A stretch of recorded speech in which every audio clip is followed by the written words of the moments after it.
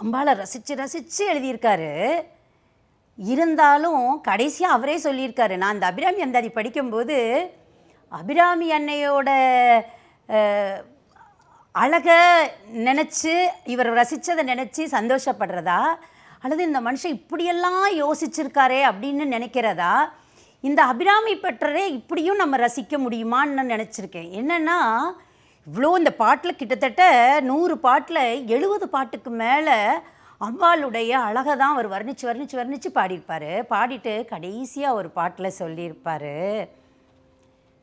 அந்த பாட்டு கேட்டால், இன்றைக்கி நம்ம பெண்ணியம் பேசுகிறோம் இல்லையா, நான் என்னையோடைய ஆடையை பேசாதீங்க இதெல்லாம் சொல்கிறோம்ல, அதை அந்த காலத்துலேயே அபிராமி பற்றே சொல்லியிருக்காரு. அந்த பாட்டையும் நான் உங்களுக்கு சொல்கிறேன். எல்லாருக்கும் ஒரு ஏக்கம் இருக்கும், எனக்கு சாமி கனவுல வரமாட்டேங்கிறாங்களே.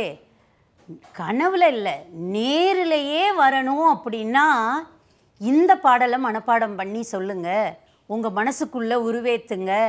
அம்பாள் கனவுல மட்டும் இல்லை, நேர்லேயே காட்சி தருவா.